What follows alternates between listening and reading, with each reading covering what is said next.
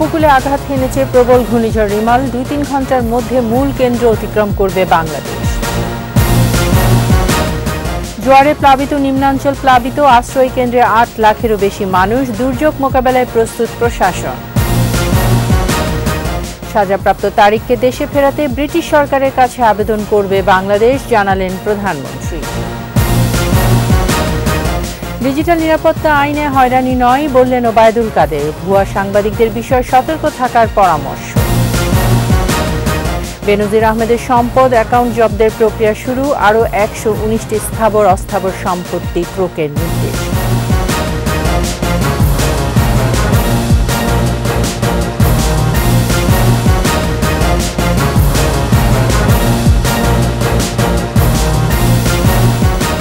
শুনছিলেন first security ইসলামী bank PLC সংবাদ শিরোনাম। আমন্ত্রণ সন্ধ্যা ৭:২১ সংবাদে, সাথে আছি আমি তাইজিন রহমান। দর্শক, ২১ টেলিভিশনের সংবাদ একই সাথে সরাসরি দেখতে পাবেন আমাদের ফেসবুক পেজ www.facebook.com/2124 অনলাইনে। এছাড়া সংবাদ আরও থাকছে। ঠাকুরগাঁওয়ে মাটি খুললেই সোনা পাওয়ার গুজব, পরিস্থিতি নিয়ন্ত্রণে ১৪৪ ধারা জারি।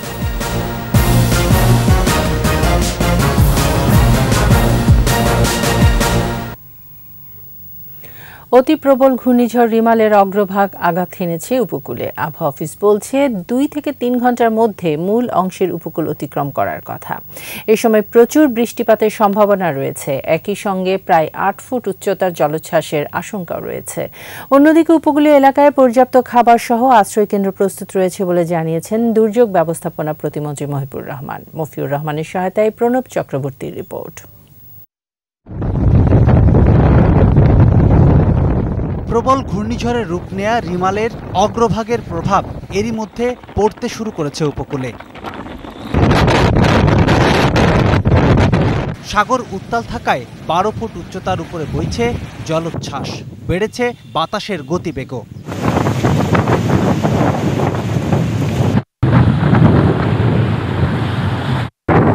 আরও শক্তি নিয়ে সন্ধ্যার পর অতিক্রম করবে বাংলাদেশের উপকূল, যা মধ্যরাত থেকে ভোররাতের মধ্যে খেপুপাড়া উপকূল অতিক্রম করবে। এ সময় দেশ জুড়ে হবে অতি ভারী বৃষ্টি। অগ্রভাগ বলেছি যে বিকাল থেকে শুরু হয়ে গেছে। কেন্দ্রটা যাবে সন্ধ্যা ৬টার থেকে আরম্ভ করবে, ৩-৪ ঘন্টার মধ্যে কেন্দ্রটা অতিক্রম শেষ হবে। কেন্দ্র অতিক্রম করলেও ঘূর্ণিঝড় শেষ হবে না, তারপরেও তার নিচের যে অংশটা, পরবর্তী অংশটা, সেটা আমাদের ব্যান্ডের দিকে দাবিত হতে থাকবে, উঠতে থাকবে। সেই অবস্থায় বাতাস হবে, বৃষ্টি হবে, জোড়া হবে, জলোচ্ছ্বাস হবে। এদিকে রিমালের প্রভাব মোকাবেলায় করণীয় ঠিক করতে আন্তঃমন্ত্রণালয় দুর্যোগ ব্যবস্থাপনা সমন্বয় কমিটি জরুরি সভা করেছে। মহাবিপদ সংকেত রয়েছে সাতক্ষীরা থেকে কক্সবাজার পর্যন্ত সব উপকূলে। তবে কোনো রকম যেন ক্ষয়ক্ষতি না হয় সেজন্য ৮ থেকে ৯ হাজার আশ্রয় কেন্দ্র এবং পর্যাপ্ত খাবার মজুদ রয়েছে বলে জানিয়েছেন দুর্যোগ ব্যবস্থাপনা ও ত্রাণ প্রতিমন্ত্রী।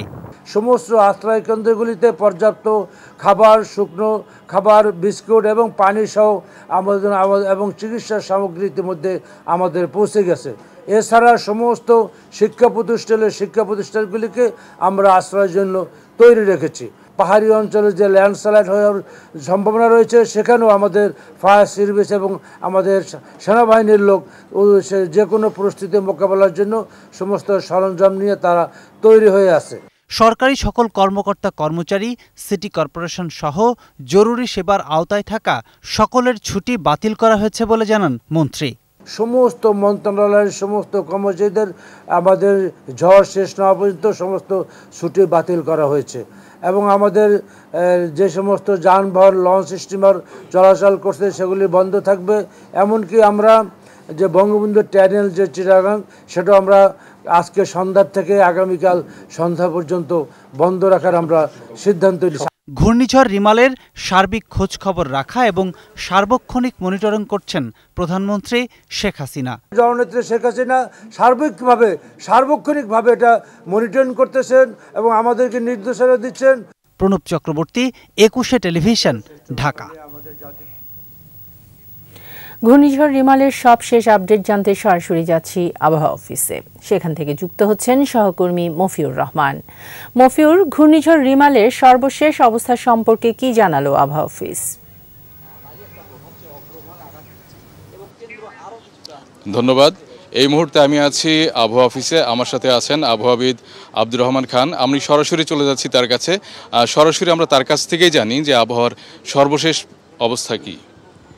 ধন্যবাদ। প্রবল যে ঘূর্ণিঝড় রিমাল, সে রিমাল কিন্তু বাংলাদেশের উপকূল অতিক্রম করার দুপুর থেকে কিন্তু তার অগ্রভাগ বাংলাদেশের উপকূলগুলো অতিক্রম করা শুরু করেছে। তার যে মূল অংশটি, যেটা আমরা যাকে বলেছে কেন্দ্র বলে থাকি, সেই কেন্দ্র কিন্তু আজ সন্ধ্যার পর থেকে মোটামুটি অনেকটা উপকূলের কাছাকাছি চলে এসেছে। আর বাংলাদেশের সাতক্ষীরা, খুলনা, বাগেরহাট এই অঞ্চলে এবং পশ্চিমবঙ্গের যে সাগর আইল্যান্ড আছে, এই অঞ্চল দিয়ে কিন্তু সে এখন পর্যন্ত তার যে গতিপথ, সেই গতিপথে সে আগাচ্ছে।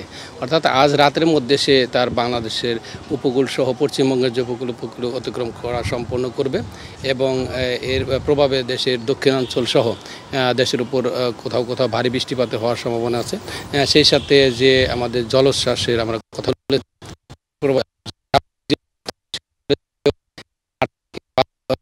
অধিক জোয়ারে নিম্নাঞ্চলগুলি প্লাবিত হওয়ার সম্ভাবনা আছে। ধন্যবাদ। আপনারা শুনতে পেলেন এইমাত্র রেমালের সর্বশেষ পরিস্থিতি।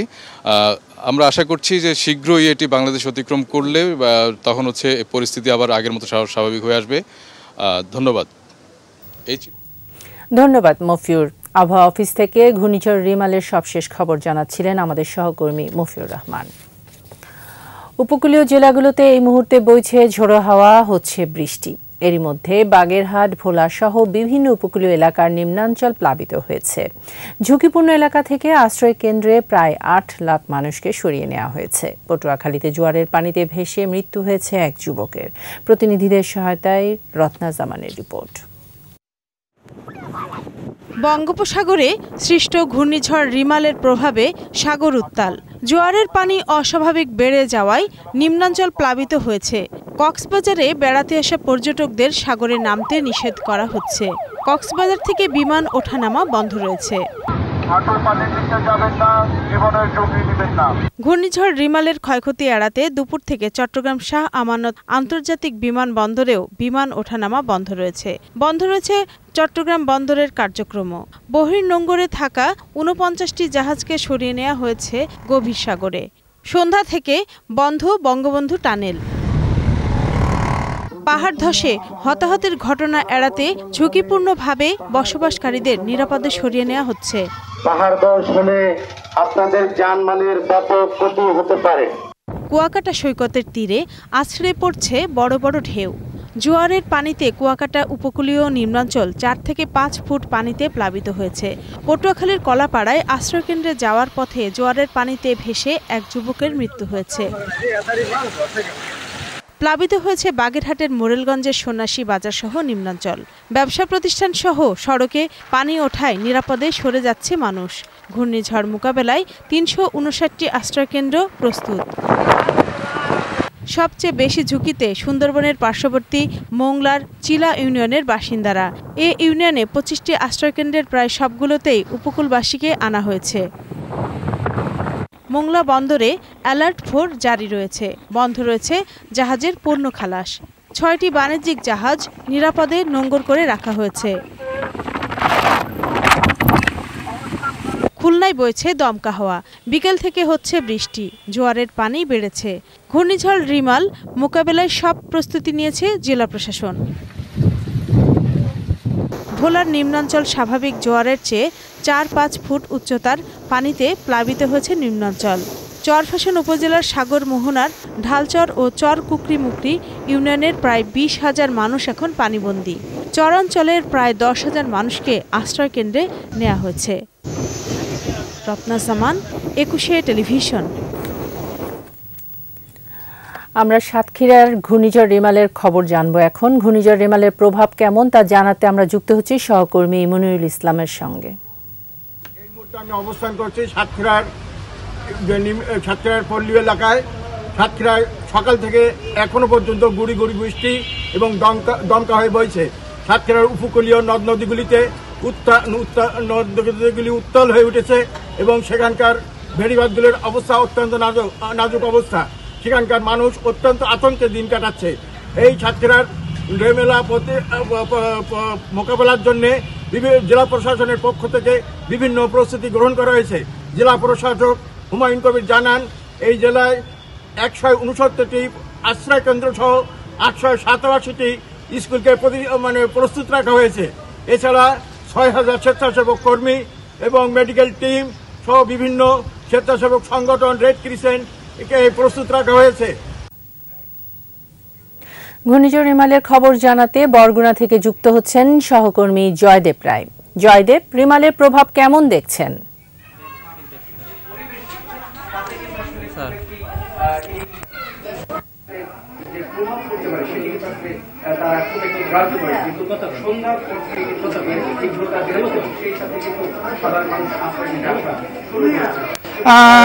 আমি এই মুহূর্তে দাঁড়িয়ে আছি বরগুনা সরকারি প্রাথমিক বিদ্যালয় আশ্রয় কেন্দ্রে। জেলা প্রশাসন থেকে যেটা জানানো হয়েছে যে ঝুঁকিপূর্ণ যে সমস্ত মানুষ রয়েছে তাদের রাত 10টার মধ্যে অধিকাংশ মানুষকে আশ্রয় কেন্দ্রে তারা নিয়ে আসবে এবং সেখানে সিপিপি ভলান্টিয়ার থেকে প্রায় 10,000 ভলান্টিয়ার মাঠ পর্যায়ে তারা কাজ করতেছে। যারা আসতেছে না তাদের জোরপূর্বক হলেও তাদের আশ্রয় কেন্দ্রে নিয়ে আসতেছে। আর ঘূর্ণিঝড়ের প্রভাবে বরগুনার কয়েকটি জায়গার ভেড়িবাঁধ ক্ষতিগ্রস্ত হয়েছে, সেখান থেকে কয়েকটি গ্রাম প্লাবিত হয়েছে। আর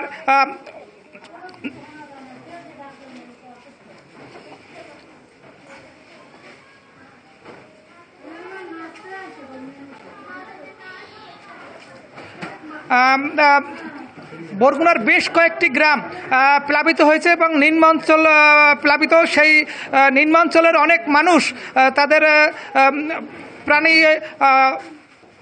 পশু সম্পদ তারা রেখে তারা আসতে চাচ্ছে না, তাদের জোর করে তাদের নিয়ে আসা হচ্ছে এবং আশ্রয় কেন্দ্রে এসে যেটা দেখলাম অনেক গবাদি পশু আশ্রয় কেন্দ্রে তারা নিয়ে আসছেন এবং তাদের মূল্যবান জিনিসপত্র নিয়ে এসে এই আশ্রয় কেন্দ্রে আশ্রয় গ্রহণ করেছে। তবে এই ঘূর্ণিঝড়ের প্রভাবে যারা বা নিম্নাঞ্চলের মানুষ যারা আশ্রয় কেন্দ্রে যারা আশ্রয় নিয়েছে, প্রশাসনের পক্ষ থেকে তাদের খাবারের ব্যবস্থা করা হয়েছে এবং তাদের সার্বিক সকল নিরাপত্তার ব্যবস্থা প্রশাসনের পক্ষ থেকে করা হয়েছে। কিন্তু যারা আশ্রয় গ্রহণ করেছে তারা শুধু জানিয়েছেন আশ্রয় কেন্দ্রগুলোতে কোনো বিদ্যুতের ব্যবস্থা নাই বা কোনো আলোর কোনো ব্যবস্থা নাই। এছাড়া বরগুনার যে সমস্ত ভেড়িবাঁধ ভেঙে পানি ঢুকেছে সেখানকার অনেক মানুষ এখনও তারা আশ্রয় কেন্দ্রে আসতে পারেনি। এই ছিল বরগুনার সর্বশেষ খবর। ধন্যবাদ জয়দেব। এবার যাচ্ছি অন্যান্য খবরে। দুর্নীতির দায়ে সাজাপ্রাপ্ত তারেক রহমানকে দেশে ফিরিয়ে আনতে ব্রিটিশ সরকারের আবেদন জানানো হবে বলে জানালেন প্রধানমন্ত্রী শেখ হাসিনা। গণভবনে কোটালীপাড়া উপজেলার নবনির্বাচিত চেয়ারম্যান ও আওয়ামী লীগ নেতাকর্মীরা সাক্ষাতে গেলে একথা জানান প্রধানমন্ত্রী।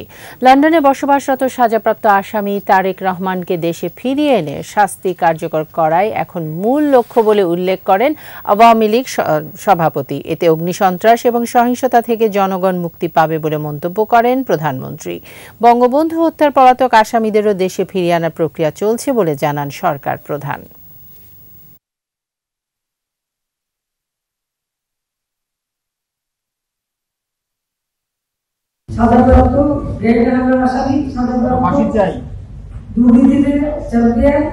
সাজাপ্রাপ্ত আসামি সেটাকে এখন আমরা নিয়ে আসবো ব্রিটিশ গভর্নমেন্টের কাছে। আমরা সেই আবেদনও করবো সরকারের পক্ষ থেকে যে ওখানে যে আসামি তারেক জিয়া সাজাপ্রাপ্ত তাকে যেন বাংলাদেশে ফেরত পাঠায় থাকে। সেই দাবিতে এখন আমরা সেই চিঠিটা ব্যবস্থা দেবো এবং ওটাকে নিয়ে এসে এদেশে সাজাটা বাস্তবায়ন করতে হবে। ডিজিটাল নিরাপত্তা আইনে কোনো সাংবাদিক যাতে অকারণে হয়রানির শিকার না হয় সে বিষয়ে সরকার সচেতন বলে জানিয়েছেন আওয়ামী লীগ সাধারণ সম্পাদক ও সেতুমন্ত্রী ওবায়দুল কাদের। ভুয়া সাংবাদিকদের ব্যাপারে সতর্ক থাকারও পরামর্শ দিয়েছেন মন্ত্রী। আকবর হোসেন সুমনের রিপোর্ট। ঢাকা রিপোর্টার্স ইউনিটির প্রতিষ্ঠাবার্ষিকীতে সংগঠনটির নিজস্ব আঙিনায় বর্ণাঢ্য আয়োজনে সংবাদকর্মীদের সঙ্গে অংশ নেয় বিভিন্ন রাজনৈতিক সংগঠনও। জাতীয় পতাকা ও সংগঠনের পতাকা উত্তোলনে শুরু হয় আনুষ্ঠানিকতা। সরকারি বেসরকারি দফতরে অকারণে বসে থাকা ভুয়া সাংবাদিকদের বিষয়ে সতর্ক করেন আওয়ামী লীগ সাধারণ সম্পাদক ওবায়দুল কাদের। সাংবাদিকতার নামে সাংবাদিকের নামে লেখা নেই, পড়া নেই, সাংবাদিকতা বুঝে না, ধারে কাছেও নেই, এমন অনেকে। এগুলোকে মফস্বলে গিয়ে দেখি সরকারি অফিসে বসে থাকে। এরা সত্যিকারের জার্নালিস্ট না। এই ভুয়া সাংবাদিকদের ব্যাপারে আপনাদেরও একটু সতর্কতা। ডিজিটাল নিরাপত্তা আইনে কোনো সাংবাদিক হেনস্থা হবে না বলেও আশ্বাস দেন তিনি। ডিজিটাল অ্যাক্ট, এটা যাতে অপপ্রয়োগ না হয়, কোনো সাংবাদিক যাতে এখানে ফাইন্যান্সিয়ালি হ্যারাস না, সে ব্যাপারে আমরা সতর্ক আছি। সরকারের গঠনমূলক সমালোচনারও তাগিদ দেন সেতুমন্ত্রী। সাংবাদিকতার নামে অপসাংবাদিকতার বিকাশ ঘটাতে না পারে। আকবর হোসেন সুমন, 21 টেলিভিশন, ঢাকা। সাবেক পুলিশ প্রধান বেনজির আহমেদের সম্পত্তি ক্রোক এবং ব্যাংক হিসাব জব্দের আদেশ বাস্তবায়নের প্রক্রিয়া শুরু হয়েছে বলে জানিয়েছেন দুদকের আইনজীবী খুরশিদ আলম খান। এছাড়া বেনজির আহমেদ ও তার স্ত্রী সন্তানদের আরও 119টি স্থাবর অস্থাবর সম্পত্তি ক্রোকের আদেশ দিয়েছেন আদালত। অন্যদিকে দৈনন্দিন পারিবারিক ব্যয় নির্বাহের জন্য কিছু অ্যাকাউন্ট খুলে দেওয়ার জন্য আবেদন করা হবে বলে জানান সাবেক আইজিপির আইনজীবী। শাকের আরজুর রিপোর্ট। সম্প্রতি দেশের একটি জাতীয় দৈনিকে দাবি করা হয়, পুলিশের সাবেক আইজি ও র্যাবের সাবেক মহাপরিচালক বেনজির আহমেদের বিপুল পরিমাণ অবৈধ সম্পদের খোঁজ মিলেছে। গত বৃহস্পতিবার ঢাকা মহানগর দায়রা জজ আদালতের জ্যেষ্ঠ বিশেষ জজ মোহাম্মদ আশামস জগলুল হোসেন সাবেক আইজিপি বেনজির আহমেদ, তার স্ত্রী, মেয়ে ও কয়েকজন স্বজনের সম্পত্তি ক্রোক এবং ব্যাংক হিসেব অবরুদ্ধ করার আদেশ দেন। আর এই আদেশ দেওয়ার পর থেকেই বেনজির আহমেদের 27টি ব্যাংক অ্যাকাউন্ট সহ আর্থিক লেনদেনকারী মোট 33টি অ্যাকাউন্ট জব্দ করা হয়েছে। এর ফলে ব্যাংক থেকে আর কোনো লেনদেন করতে পারবেন না সাবেক আইজি। সেই সঙ্গে তার সব সম্পত্তি জব্দ হিসেবেই থাকবে। ওনার কিছু প্রপার্টি জব্দ করা হয়েছে, যেমন হলো 83 ডিডসের মধ্যে যে প্রপার্টিগুলি আছে, তার 33 ব্যাংক অ্যাকাউন্ট ট্রানজ্যাকশন, এগুলি ফ্রিজ করা হয়েছে। এই ফ্রিজ আদেশ যতদিন বলবৎ থাকবে, জব্দ যতদিন থাকবে প্রপার্টি, ততদিন এখানে কেউ হাত দিতে পারবে না। এদিকে সুপ্রিম কোর্ট আইনজীবী সমিতির সভাপতি বিএনপিপন্থী আইনজীবী সাংবাদিকদের কাছে সন্দেহ প্রকাশ করে বলেন, দুদক বেনজির আহমেদকে খালাস দিয়ে দেবে। অনীতি বিরোধী শুধু সম্পদ সিজ করলে হবে না, তাদের বিরুদ্ধে আইনগত ব্যবস্থা নেওয়া উচিত। তবে এ বিষয়ে এখন পর্যন্ত মুখ খোলেননি বেনজির আহমেদ। দৈনন্দিন পারিবারিক ব্যয় নির্বাহের জন্য কিছু অ্যাকাউন্ট খুলে দেওয়ার আবেদন করা হতে পারে বলে জানান তার আইনজীবী। আমরা অতীতে যে মামলাগুলি করেছি, অনেক নজির আছে যে ব্যবসা পরিচালনার জন্য মাননীয় আদালত অনেকগুলি অ্যাকাউন্ট খুলে দেন, নিজের পরিবার পরিচালনা বা অন্যান্য ব্যয় সংগ্রহ করার জন্য বেশ কিছু অ্যাকাউন্ট খুলে দেওয়া হয়। আমরা এখানে চাইব গ্রজ হয়তো আদালত যেটুকু আমাদেরকে খোলার পারমিশন দেন সেটুকুর উপরে আমরা থাকব। এদিকে রোববার বেনজির আহমেদের আরও 119টি স্থাবর অস্থাবর সম্পত্তি ক্রোকের নির্দেশ দিয়েছেন আদালত। কমিশন সিদ্ধান্ত নিয়ে যা যা করার জন্য যে প্রসেস অনুযায়ী, আইন অনুযায়ী যা করার জন্য বলবে, আমরা অ্যাজ এ পাবলিক কমিশনের রিপ্রেজেন্টেটিভ হিসাবে আমরা সেই অনুযায়ী ব্যবস্থা নিব। শাকের আরজু, 21 টেলিভিশন, ঢাকা। নিচ্ছে সংবাদ বিরতির পর যা থাকবে। এমপি আনার হত্যা তদন্তে ঢাকার পুলিশ কলকাতায়, পরিকল্পনাকারী শাহিনকে ফেরাতে ইন্টারপোলে আবেদনের প্রস্তুতি। তৃতীয় ধাপে 112 উপজেলায় ভোট, শেষ সময়ের প্রচারণায় ব্যস্ত প্রার্থীরা।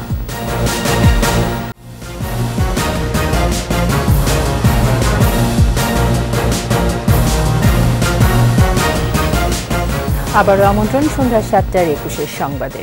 আবারও ঘূর্ণিঝড় রেমাল প্রসঙ্গ। এবার ঘূর্ণিঝড় রেমালের খবর জানাতে বাগেরহাট থেকে যুক্ত হচ্ছেন সহকর্মী মইনুল ইসলাম। মইনুল, রেমালের প্রভাব কেমন দেখছেন? নিম্নাঞ্চল প্লাবিত হওয়ায় সাধারণ মানুষের কি অবস্থা? বিস্তারিত জানাবেন আমাদের।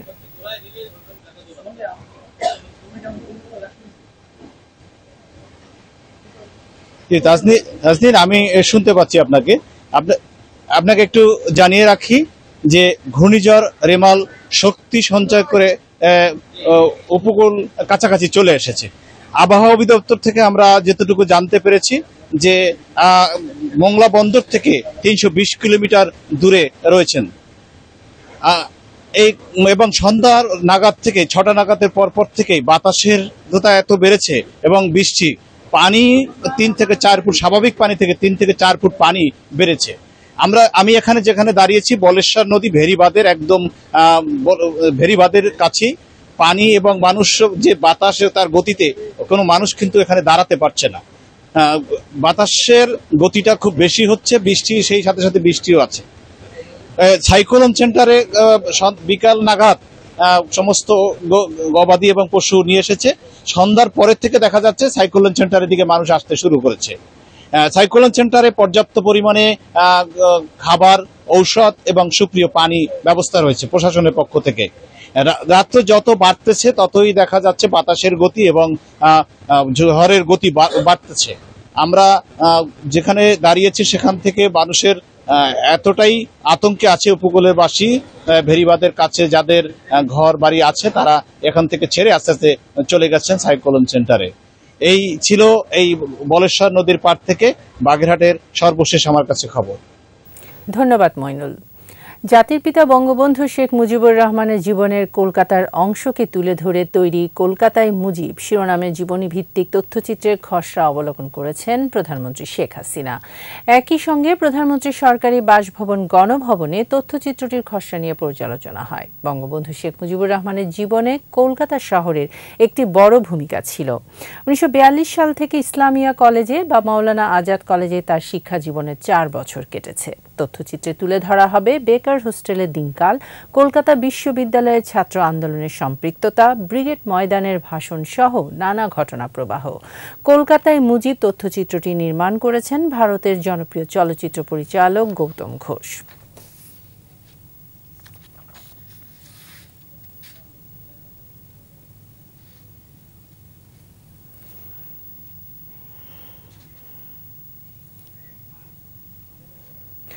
আন্তর্জাতিক মুদ্রা তহবিল IMF এর ঋণের তৃতীয় কিস্তির অর্থ পেতে কোনো বাধা নেই বলে জানিয়েছেন অর্থমন্ত্রী আবুল হাসান মাহমুদ আলী। বলেন, কিভাবে দ্রুত পেতে পারি সে চেষ্টা চলছে। দুপুরে IMF প্রতিনিধি দলের সাথে বৈঠক শেষে অর্থমন্ত্রী আরও বলেন, সবকিছুই আলোচনার মাধ্যমে হবে, তবে সমস্যার সমাধানে সরকার সঠিক পথে আছে বলে IMF এর নির্বাহী পরিচালক জানিয়েছেন। ডলারের মূল্য এখন আর চ্যালেঞ্জ নয় উল্লেখ করে আবুল হাসান মাহমুদ আলী বলেন, ক্রলিং পেগ করায় IMFও খুশি। আসছে বাজেটে সবকিছু মানুষের ক্রয় ক্ষমতার মধ্যে যাতে থাকে সেভাবে উদ্যোগ নেওয়া হবে বলে এ সময় জানান অর্থমন্ত্রী। আশ্বস্ত করেন, বাজেটে জনমানুষের আশা আকাঙ্ক্ষার প্রতিফলন ঘটবে। ঝিনাইদহের সাংসদ আনোয়ারুল আজিম আনার হত্যার মূল পরিকল্পনাকারী আখতারুজ্জামান শাহীন আমেরিকায় পলাতক, এ তথ্য নিশ্চিত করেছে মহানগর গোয়েন্দা পুলিশ। শাহীনকে দেশে ফেরত আনতে ইন্টারপোলের সহায়তা চাওয়া হবে বলে জানিয়েছেন ডিবি পুলিশের অতিরিক্ত কমিশনার হারুনুর রশিদ। এদিকে আনার হত্যার অধিকতর তদন্তে ডিবি 3 সদস্যের একটি দল এখন কলকাতায়। রাসেল খানের রিপোর্ট। গেল 12 মে চিকিৎসার জন্য ভারতের কলকাতায় যান ঝিনাইদহ 4 আসনের সংসদ সদস্য আনোয়ারুল আজিম আনার। সেখানেই বাল্যবন্ধু আখতারুজ্জামান শাহীনের পরিকল্পনায় পূর্ব বাংলা সর্বহারা দলের নেতা আমানুল্লাহ ও তার বান্ধবী সেলেস্তি রহমান সঞ্জীবনী গার্ডেনে চেতনানাশক ঔষধ দিয়ে নির্মমভাবে হত্যা করে আনারকে।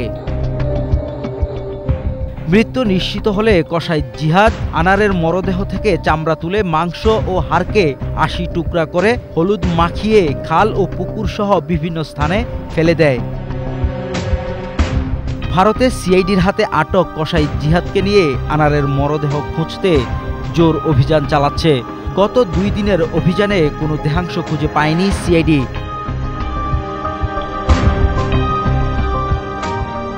এদিকে অধিকতর তদন্ত করতে ভারতের পশ্চিমবঙ্গে পৌঁছেছেন ঢাকা মহানগর গোয়েন্দা পুলিশের 3 সদস্যের প্রতিনিধি দল।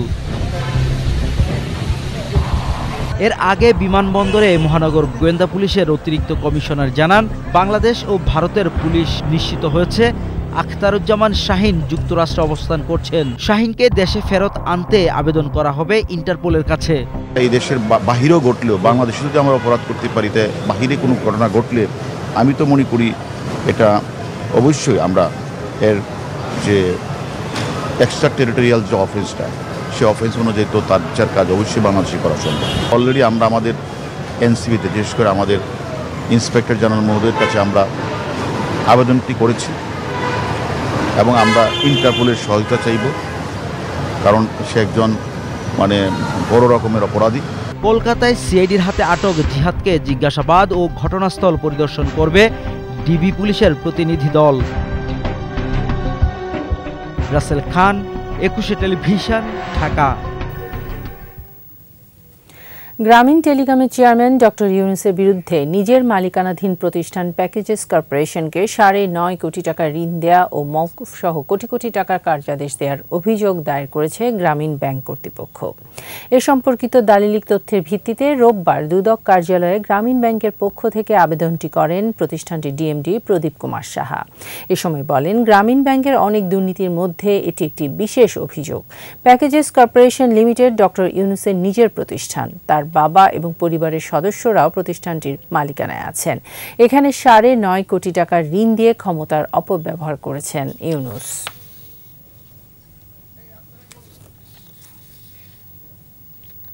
খালেদা জিয়া উন্নত চিকিৎসার সুযোগ পাচ্ছেন না বলে অভিযোগ করেছেন বিএনপির স্থায়ী কমিটির সদস্য মির্জা আব্বাস। রাজধানীর একটি হোটেলে বেগম খালেদা জিয়া জীবন ও সংগ্রাম শীর্ষক অনুবাদ গ্রন্থের মোড়ক উন্মোচন অনুষ্ঠানে মির্জা আব্বাস বলেন, খালেদা জিয়া সরকারের জন্য হুমকি বলেই মিথ্যে মামলায় কারাগারে রাখা হয়েছে।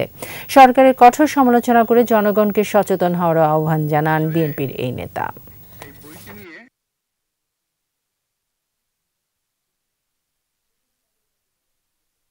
যেখানে বাংলাদেশে ডাক্তাররা আশা ছেড়ে দিয়েছে, তারা বলতেছে যে নাকি অবিলম্বে বিদেশে নেওয়া দরকার। বারবার বলার পরেও জেনে শুনে একটা মানুষকে কিভাবে হত্যা করা হচ্ছে, এটা আজকে ইতিহাস সাক্ষী হয়ে থাকবে। আজকে বক্তব্যে এই কথা এসেছে এবং আসবে, ইতিহাস সাক্ষী হয়ে থাকবে যে যারা আজকে তাকে বিদেশে দিচ্ছে না, তারা ইতিহাসে অপরাধীর খাতা অপরাধী হবে এবং যখন সুযোগ আসবে ইনশাআল্লাহ তাদের বিচার হবে। তৃতীয় ধাপে উপজেলা পরিষদ নির্বাচনের শেষ সময়ে প্রচারণায় ব্যস্ত প্রার্থীরা। ভোটারদের মন জয় দিচ্ছেন উন্নয়নের নানা প্রতিশ্রুতি। 29 মে এ ধাপে 112 উপজেলার মধ্যে 21টিতে ভোট হবে ইভিএমে। শরীয়তপুর ও পাবনা প্রতিনিধির সহায়তায় আরও জানাচ্ছেন সমর ইসলাম। গণসংযোগ, সভা সমাবেশ আর উঠান বৈঠকে মুখরিত শরীয়তপুরের গোসাইরহাট উপজেলা। চেয়ারম্যান পদে 5 জন প্রার্থী থাকলেও মূল প্রতিদ্বন্দ্বিতা হবে হেলিকপ্টার ও ঘোড়া প্রতীকের মধ্যে। হেলিকপ্টার মার্কা আগামী 29 মে এই হেলিকপ্টার মার্কায় ভোট দিয়ে সাধারণ মানুষ আমাকে বিপুল ভোটে বিজয়ী করবে। এত মানুষের সাড়া, মানুষের ভালোবাসা, এটাতে আমি খুবই আনন্দিত এবং উচ্ছ্বাসিত। 8 ইউনিয়ন ও 1টি পৌরসভা নিয়ে গোসাইরহাট উপজেলায় মোট ভোটার 1,47,000। যোগ্য প্রার্থী বেছে নেওয়ার কথা বলছেন তারা। অনেকদিন যাবৎ এই চরাঞ্চলের মানুষ অনেকভাবে হয়রানি, অনেকভাবে ভোগানি। এই চরাঞ্চলের বোর্ডের মাধ্যমে তারা চেয়ারম্যান হয়। একজন জনপ্রতিনিধির সবচেয়ে প্রয়োজন হলো যে মানুষকে ভালোবাসার মানসিকতা, মানুষের জন্য কাজ করার মানসিকতা। নির্বাচন অবাধ, সুষ্ঠু ও শান্তিপূর্ণ করতে সব ধরনের প্রস্তুতি নিয়েছে নির্বাচন কমিশন। পাবনা সদর উপজেলায় 5 জন চেয়ারম্যান প্রার্থী প্রতিদ্বন্দ্বিতা করছেন। প্রচারণার শেষ সময়েও মাঠ চষে বেড়াচ্ছেন তারা, দিচ্ছেন উন্নয়নের নানা প্রতিশ্রুতিও। 6ষ্ঠ উপজেলা পরিষদ নির্বাচনে তৃতীয় ধাপের ভোট গ্রহণ 29 মে। সকাল 8টায় শুরু হয়ে ভোট গ্রহণ চলবে বিকেল 4টা পর্যন্ত। সমর ইসলাম, 21 টেলিভিশন। নিচ্ছি সংবাদ বিরতি, যখন ফিরছি তখন থাকবে। মিনি জাফলং হয়ে উঠেছে গাইবান্ধার ঘাঘট নদী, পর্যটন বান্ধব করে গড়ে তোলার দাবি।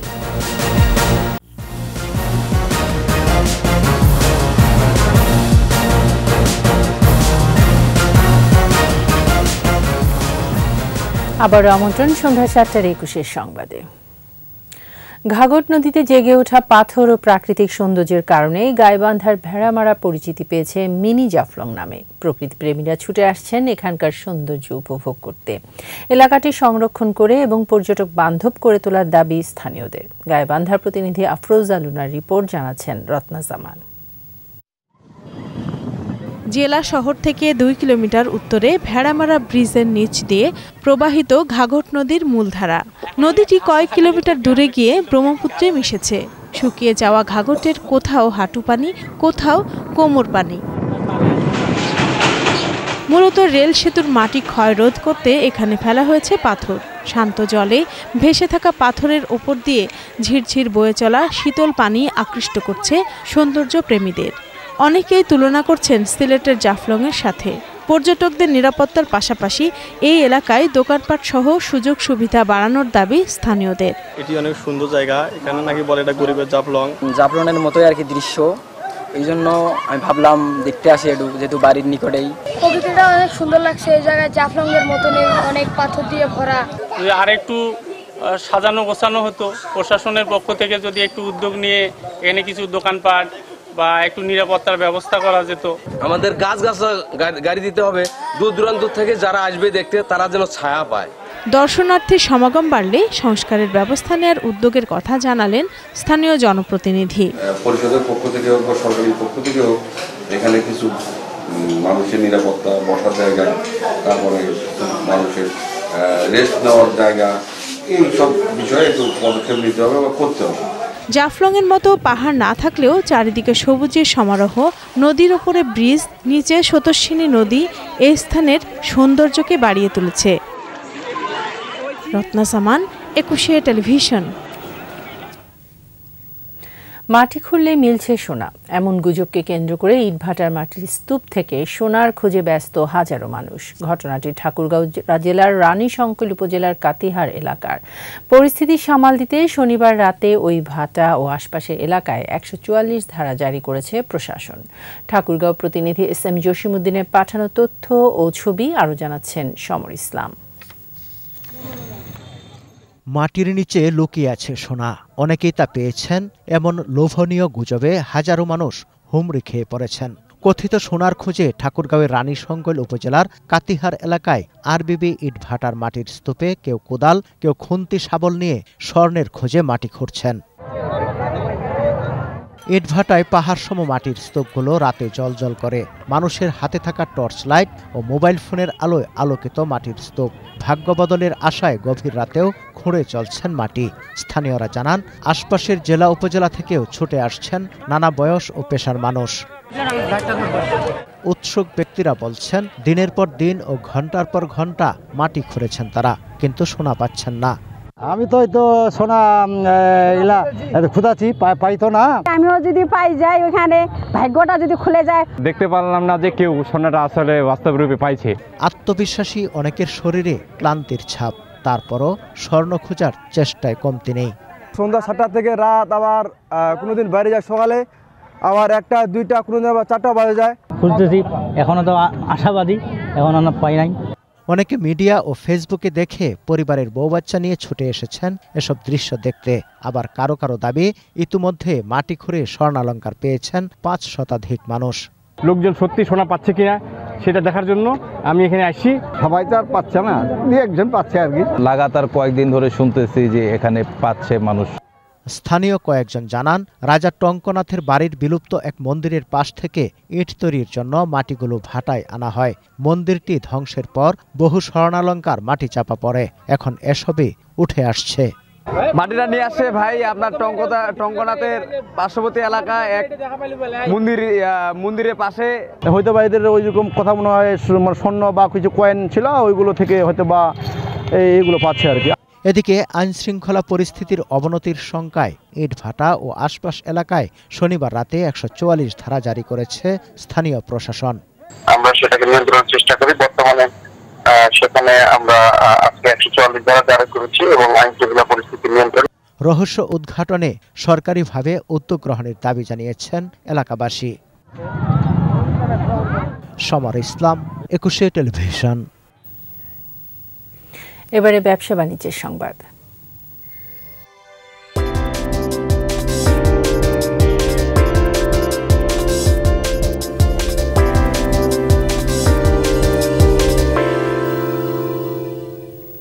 প্রযুক্তিগত দক্ষতা বৃদ্ধিতে উৎসাহ বাড়াতে 4 জন তরুণ প্রকৌশলীকে পুরস্কৃত করল হোন্ডা ফাউন্ডেশন। বিজয়ী প্রত্যেককে $3000 মার্কিন মেডেল এবং সার্টিফিকেট প্রদান করা হয়।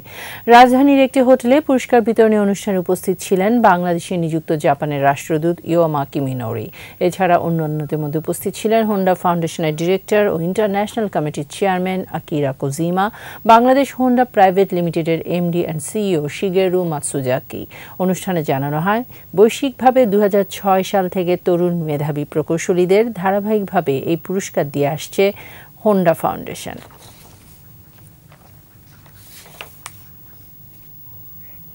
আর এরই সাথে শেষ করছি সন্ধ্যা 7:21 সংবাদ। যাবার আগে ফার্স্ট সিকিউরিটি ইসলামী ব্যাংক পিএলসি সংবাদ শিরোনামগুলো জানিয়ে দিচ্ছি আরও একবার।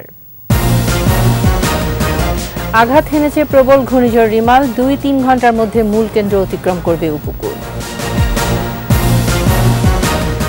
জোয়ারে প্লাবিত নিম্নাঞ্চল, বইছে ঝোড়ো বৃষ্টি, আশ্রয় কেন্দ্রে 8 লাখেরও বেশি মানুষ। সাজাপ্রাপ্ত তারেককে দেশে ফেরাতে ব্রিটিশ সরকারের কাছে আবেদন করবে বাংলাদেশ, জানালেন প্রধানমন্ত্রী।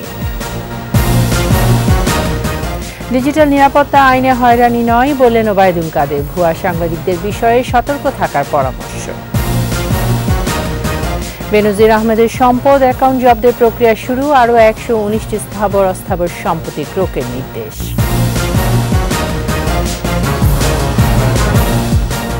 সর্বশেষ খবর জানতে ডায়াল করুন 2021 নম্বরে আর ভিজিট করুন 21-tv.com এই ওয়েবসাইটে। এছাড়া ফেসবুকে ভিজিট করতে পারেন facebook.com/2124 অনলাইনে।